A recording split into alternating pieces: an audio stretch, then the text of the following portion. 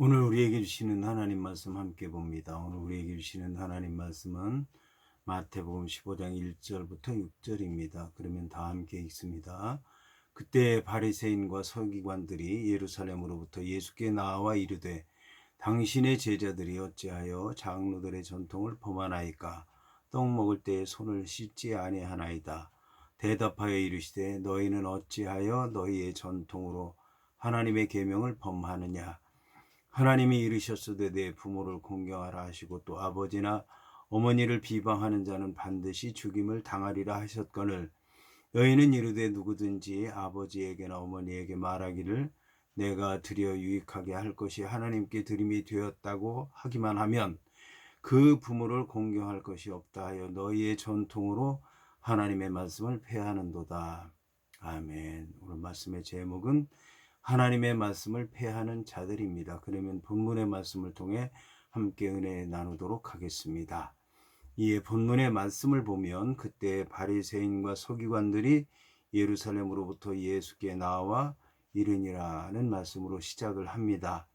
본문의 그 때라고 하는 말은 본문에서 예수님의 위대한 오병이어의 기적과 갈릴리 바다 위를 걸으시고 게네사렛에 많은 병자들을 고치신 치유의 기적이 끝나고 뒤이어서 장로들의 유전에 대한 예수님과 유대 종교 지도자들의 사이의 논쟁이라는 새로운 주제로 바뀌고 있다고 하는 것을 나타내기 위해서 쓰였습니다. 본문의 바리새인과 서기관들이 예루살렘으로부터 왔다고 하는 말에 등장하는 바리새인들과 서기관들은 지방에 있는 사람들이 아니라 직접 예루살렘의 산헤드린 종교 회의로부터 갈릴리로 파견된 일종의 종교 조사단이었습니다. 이 사람들은 당시 전국적으로 영향을 미치고 있었던 예수님의 병 고치심과 가르치심에 대해서 조사하기 위해서 파견된 사람들입니다. 그러나 사실상 그들의 목적은 예수의 소문에 대한 실체를 조사한다기보다는 예수님을 모함하려고 하는 목적을 띠고 그 모함의 구실을 마련하기 위해서 파견된 사람들이었습니다. 당시의 유대 교권주의자들과 예수님 사이에 심각한 갈등은 날로 더해가고 있었고 예수님의 공생의 후반기로 가면서 이러한 갈등은 격렬한 신학 논쟁을 통해서 더욱더 첨예화되고 있었습니다. 따라서 이들의 파견은 예수님에 대한 예루살렘의 관심이 높아가고 있으며 예수님에 대한 박해가 공공연하게 모의되고 있었다는 것을 말하는 것입니다. 이어서 본문은 당신의 제자들이 어찌하여 장로들의 전통을 범하나이까? 떡 먹을 때에 손을 씻지 아니하나이다라고 말씀하고 있습니다. 본문의 장로들의 유전에서 먼저 장로들에 해당하는 톤 프레스비테론이라고 하는 말은 문자적으로 연세가 많은 어른들을 일컫지만 그 중에서도 특별히 율법에 능통한 사람이나 랍비와 같이 종교 지도자들을 가리킬 때 흔히 사용됐습니다. 여기서 장로에 해당하는 프레스비테로스라고 하는 말은 나이가 많다라고 하는 뜻을 지닌 프레스비스의 비교급으로서 더 나이가 많은 이라고 하는 문자적인 뜻을 지녔습니다. 이들은 율법 해석의 권위를 공적으로 인정받고 있었습니다. 이들의 해석은 구전으로 이어져 왔습니다. 그런데 그러한 해석이 기록된 율법보다 더 존중되었던 것입니다. 여기서 유전이라고 하는 말에 해당하는 파라도시스라고 하는 말은 넘겨준다, 전해준다 라고 하는 뜻을 지니고 있습니다. 따라서 이 말은 조상 때부터 입으로 내려오는 일종의 행위에 관한 법률을 얘기하는 것입니다. 이러한 행위에 관한 법률은 장로들의 유전이라고 하는 말 외에도 사람의 유전이라든지 너희의 유전이라든지 조상들의 유전이라고 하는 말로 성경에서 말씀하고 있습니다.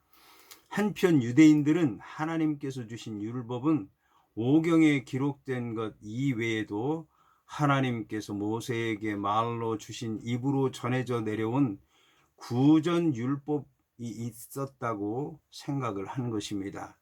이와 함께 유대교에서는 성경 율법의 원리만을 가르치기 때문에 세세하고 복잡한 현실 생활에 구체적으로 적용하기 위해서는 보다 상세한 규범이 필요하다고 생각했던 것입니다. 그래서 바벨론 포로 생활 이후로부터 유명한 유대교 랍비들이 고대 전승 자료들을 중심으로 해서 세세한 생활에 필요한 규칙들을 정비하고 기록하기 시작한 것입니다. 이것이 바로 장로들의 유전이었습니다. 기원전 300년부터 서기 800년 사이에 구전 율법을 집대성해서 문서화한 것이 그 유명한 탈무드라고 하는 책입니다.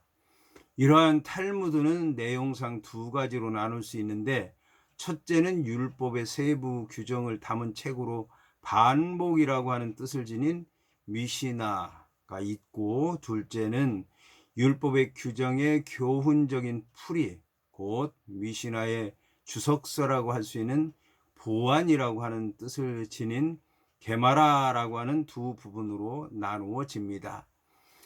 이제 그 문체면에서도 둘로 나누어지는데, 첫째는 법 규정을 다루는 책으로서 규범이라고 하는 뜻을 지닌 할라카와, 둘째는 각종 이야기를 통한 지혜와 훈계를 주는 책으로서 이야기라고 하는 뜻을 지닌 학가다, 두 부분으로 나뉘어집니다.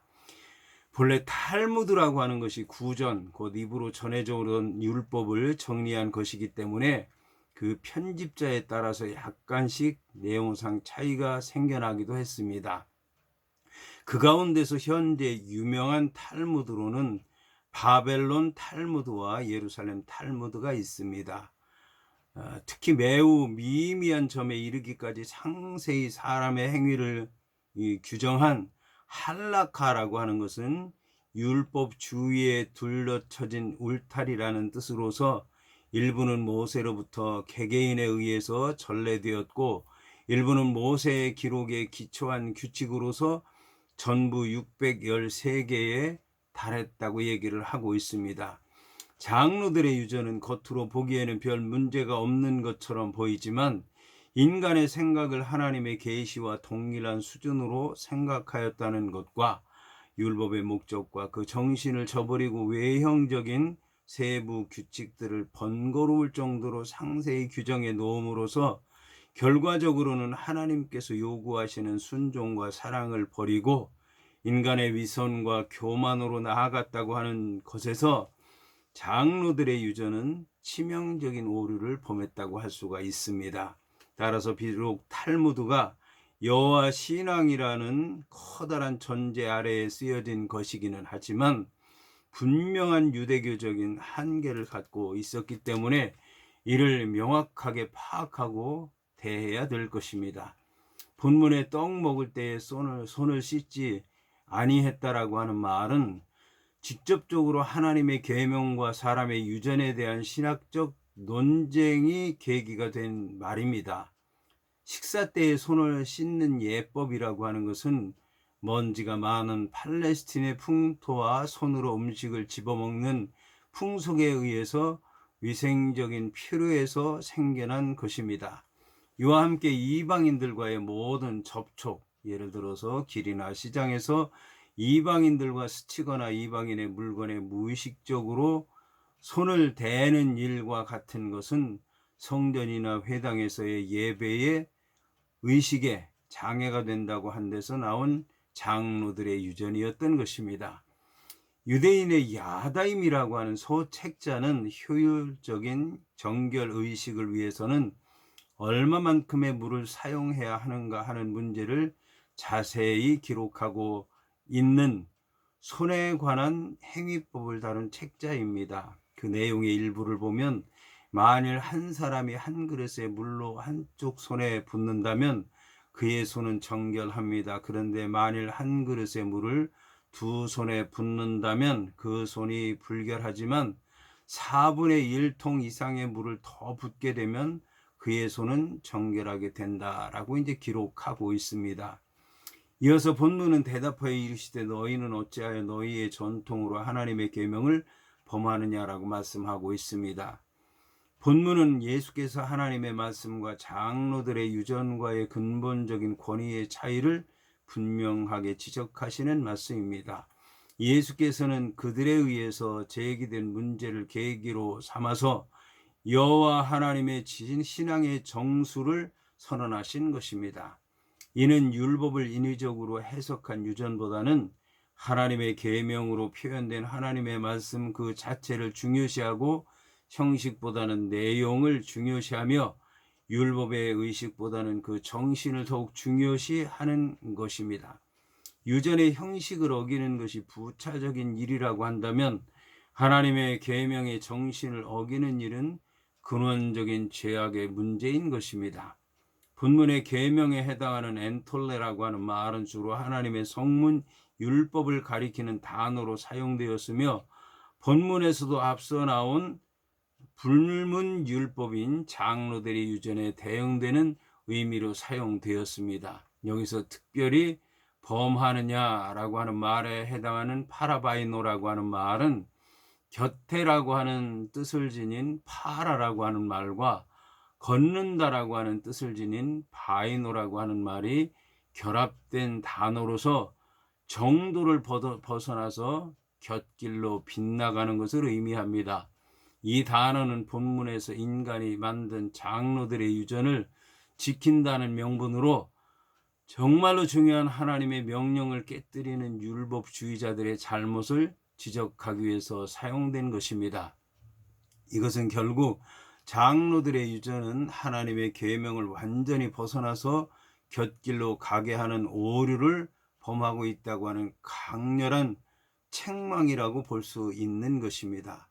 이어서 본문은 하나님이 이르셨으되 내 부모를 공경하라 하시고 또 아버지나 어머니를 비방하는 자는 반드시 죽임을 당하리라 하셨느니라고 말씀하고 있습니다. 여기서 계명을 전수받고 기록한 기자의 말인 동시에 그 기자에게 계시하신 하나님의 말씀이기도 한 것입니다.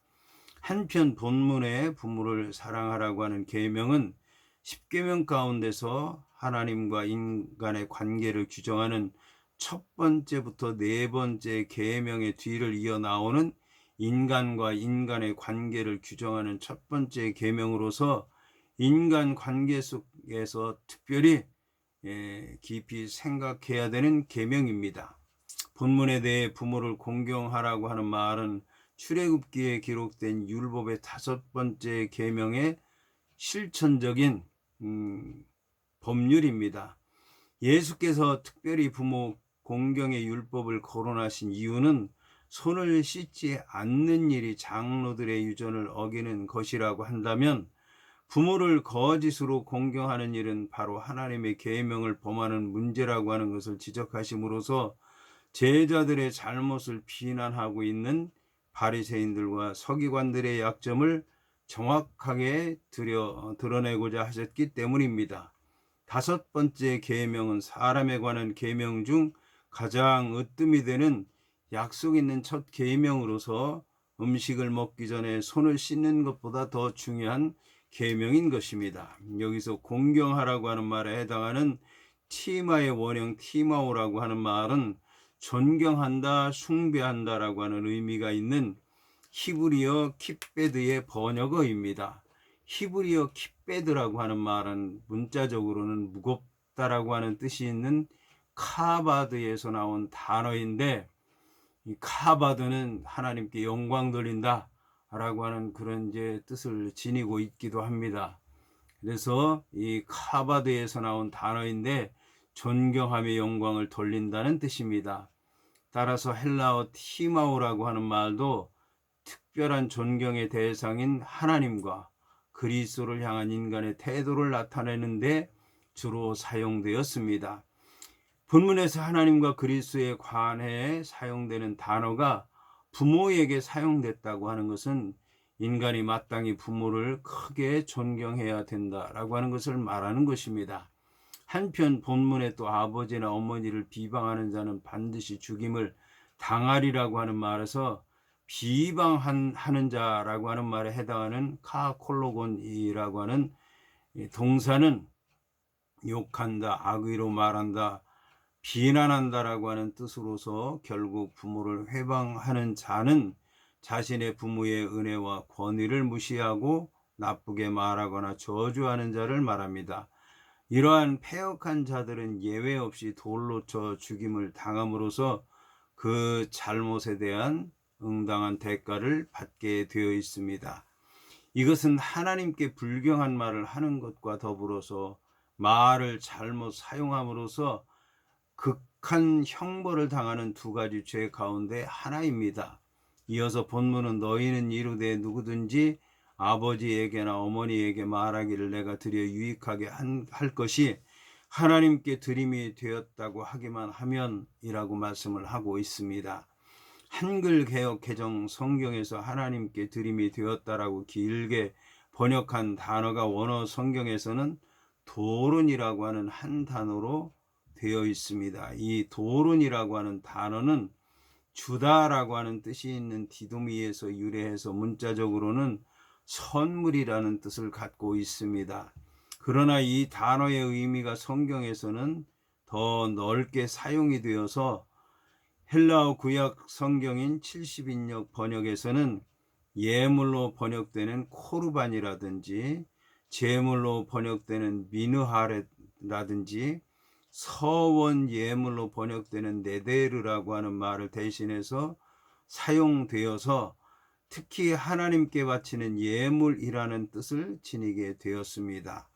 본문은 유대인들의 서약의 한 형식으로서 부모를 부양할 물질을 하나님께 바쳤다고 하는 뜻입니다. 이러한 경우 하나님은 부모보다 더 크시기 때문에 부모에 대한 의무는 면제가 되는 것입니다. 이와 관련해서 마가복음에는 히브리어 고르반이라고 하는 말을 사용했습니다. 이것은 원래 하나님께 바쳐진 선물, 즉 제물을 가리키는 말이었습니다. 그러나 이 하나님께 드린다고 하는 봉헌의 맹세는 후대로 가면서 점점 이기적인 목적으로 이용되거나 왜곡되었습니다. 사람이 만일 고르반이라고 하는 말을 써서 맹세한 경우에는 그 가리켜 맹세한 것이 부모를 부양하기 위해서 절대적으로 필요한 것이라고 하더라도 하나님께 드리는 것은 절대 취할 수 없는 것이 되었습니다. 따라서 이러한 조건들을 이용해서 고르반 맹세를 한 후에 그 맹세한 것의 일부만 성전에 헌납하고 나머지는 모두 자기의 탐욕을 채우는데 사용함으로써 자신의 부모를 부양할 의무를 저버리는 사람들까지도 나타나게 된 것입니다. 이것은 내 부모를 공경하라고 하는 말씀에 정면으로 위배되는 것이었습니다. 이어서 본문은 그 부모를 공경할 것이 없다고 해서 너희의 전통으로 하나님의 말씀을 폐하는도다라고 말씀하고 있습니다. 본문에 너희의 전통으로 하나님의 말씀을 폐하는도다에서 먼저 폐하는도다에 해당하는 아퀴로라고 하는 말은 부정불변사, 부정의 의미를 지니고 있는 아와 주인이나 주라고 하는 뜻을 지닌 퀴리오라고 하는 말의 동사형으로서 어떤 것에 관한 지배권을 갖는다는 의미를 지니는 퀴리오라고 하는 말의 합성어입니다. 이 단어는 권리를 빼앗다라는 의미의 법률 용어로서 어떤 명령이나 유언을 취소하거나 무효화시키는 것을 가리킵니다. 이것은 3절에 범하느냐라는 말보다 더욱 더 적극적이고 강렬한 범죄의 모습을 보여주고 있습니다. 이처럼 조상의 유전을 절대시하는 것은 소극적으로는 하나님의 말씀에서 어긋나는 일일 뿐만 아니라 적극적으로는 하나님의 뜻을 말살시켜버리는 악행이라고 하는 것입니다.